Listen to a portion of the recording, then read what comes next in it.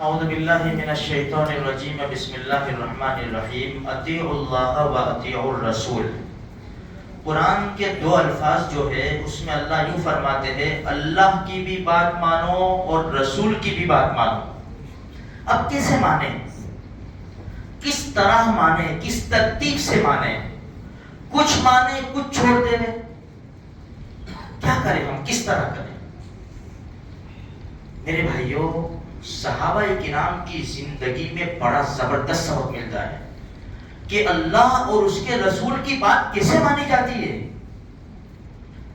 بغیر کسی چونو چرا کے اللہ کے رسول خطبہ دے رہے تھے.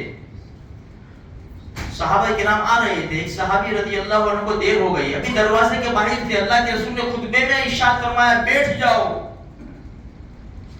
وہ جہاں تھے وہیں بیٹھ گئے، دروازے کے پاس یا باہر تھے وہیں بیٹھ گئے. جب رسول نے کہا بیٹھ جاؤ، اب میری ہمت نہیں ہے کہ ایک قدم بھی آگے بڑھاؤں. اس کو کہتے ہیں اطاعت.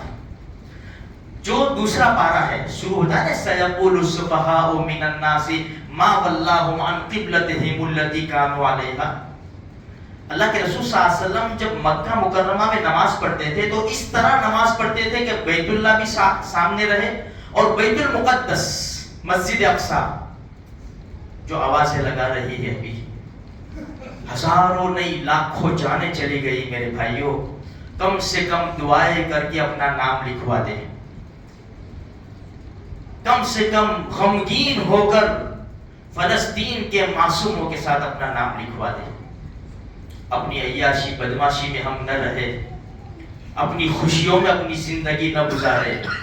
فلسطین کے ان معصوموں کو وہ یاد رکھے، بڑے بڑے ملینروں کو بھی یاد رکھے جنہوں نے مسجد اقصی کے نام کے اوپر اپنی بڑی بڑی فیکٹریاں، بڑی بڑی بلڈنگیں، بڑے بڑے کارخانے شہید کروا دیے اور ان کی زبان پر سوائے حسبنا اللہ و نعم الوکیل کے کوئی شکوہ شکایت نہیں ہے.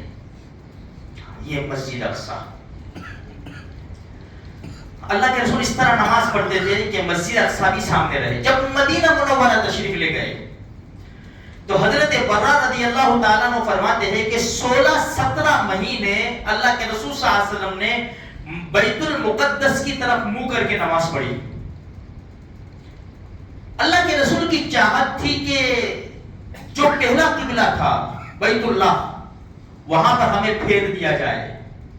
تو اللہ کے رسول کی نگاہ نماز میں کبھی کبھی اٹھ جایا کرتی تھی کہ اللہ کا کب حکم آوے، کب حکم آوے اللہ کا اور میں قبلہ بدل دوں. تو جو مسجد قبلتین ہم جاتے ہیں نا، اللہ ہم سب کو بار بار نصیب فرمائے، 2 قبلے والی مسجد. اللہ کے رسول نماز پڑھا رہے تھے کہ نماز کے درمیان حکم آیا قد نرا تقلب وجهك في السماء. نبی جی، ہم آپ کے چہرے کو الٹ پلٹتا دیکھتے ہیں آسمانوں میں. فَلَنُوَلِّيَنَّكَ قِبْلَةً تَرْضَاهَا. ہم ایسے قبلے کی طرف آپ کو پھیر دیں گے جس سے آپ راضی ہے. فَوَلِّ وَجْهَكَ شَطْرَ الْمَسْجِدِ الْحَرَامِ. بس دیر کس بات کی، اپنا چہرہ قبلے کی طرف کر لو. نماز ہی کے اندر اللہ کے رسول گھوم گئے.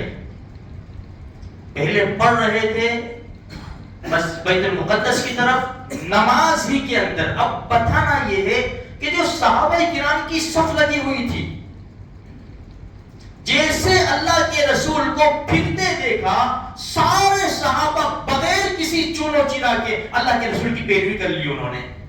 چلو یہاں تو ٹھیک ہے، یہاں تو ٹھیک ہے. حضرت برہ رضی اللہ فرماتے ہیں کہ جب اللہ کے رسول نے نماز پڑھائی تو ایک شخص وہاں پر تھے، نماز کے بعد اپنے منزل پر جا رہے تھے. راستے میں کسی جگہ انصار کو نماز پڑھتے دیکھا، اپنی اپنی مسجدوں میں نماز پڑھتے تھے. دیکھا کہ یہ تو بیت المقدس کی طرف منہ کر کے نماز پڑھ رہے، ان کو تو کچھ پتہ ہی نہیں ہے. زور سے آواز لگائی، بھائی نبی کے اوپر قرآن آیا ہے اور قرآن میں حکم ہے کہ اب تمہارے چہرے قبلے کی طرف پھیر لو، مسجد حرام کی طرف. ان کو کیا پتا نماز میں بولنے والا کون ہے. کتنے سچے پکے مسلمان تھے, کتنا ایک دوسرے کے اوپر بھروسہ تھا. آج کے حالات بڑے نازک ہیں, ساتھ میں کھانے والے کے اوپر بھروسہ نہیں ہے, پارٹنر میں بزنس کر رہے ان کے اوپر بھروسہ نہیں ہے. کتنا پتہ ہی نہیں تھا کون بولنے والا ہے. لیکن جہاں اللہ کے رسول کی صدا بلند ہوئی, اگر اللہ کے رسول کے اوپر قرآن نازل ہوا ہے کہ فوراً وہ لوگ نماز میں ہی پھر گئے بیت اللہ کی طرف. اس کو کہتے ہیں اطاعت میرے بھائیوں. کچھ باتیں ماننا کچھ نہ ماننا اس کو اطاعت نہیں کہتے. کچھ نمازیں پڑھنا کچھ چھوڑ دینا اس کو اطاعت نہیں کہتے. من یطع اللہ ورسولہ فقد فاز فوزا عظیما. جس نے اللہ اور اس کے رسول کی بات مانی وہ کامیاب ہو گیا. لیکن کبھی مانے کبھی نہ مانے, ہم ایسے مسلمان نہ بنے. ہم 24 گھنٹے کے مسلمان ہیں.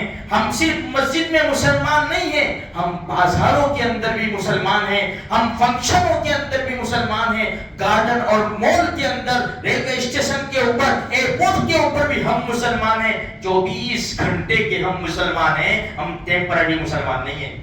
اس لیے میرے بھائیوں بہت ضروری ہے اللہ اور اس کے رسول کی بات مانو.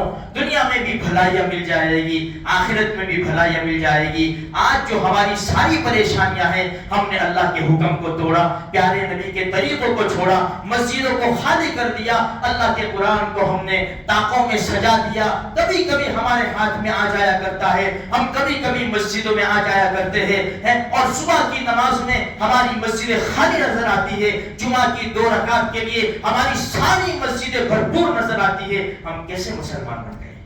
فکر کرنے کی ضرورت ہے. ہم فکر کریں گے ہمارا دین مضبوط ہوگا اور ہماری نسلوں کا مسئلہ حل ہو جائے گا. ورنہ کئی مرتبہ کہا یہ دشمن مسلط ہے, جب ہمارے لالے پڑ رہے ہیں تو ہماری نسلوں کا کیا ہوگا. اللہ تبارک و تعالیٰ کہیں سنی باتوں کے اوپر ہم سب کو مل کر عمل کرنے کی توفیق عطا فرمائے.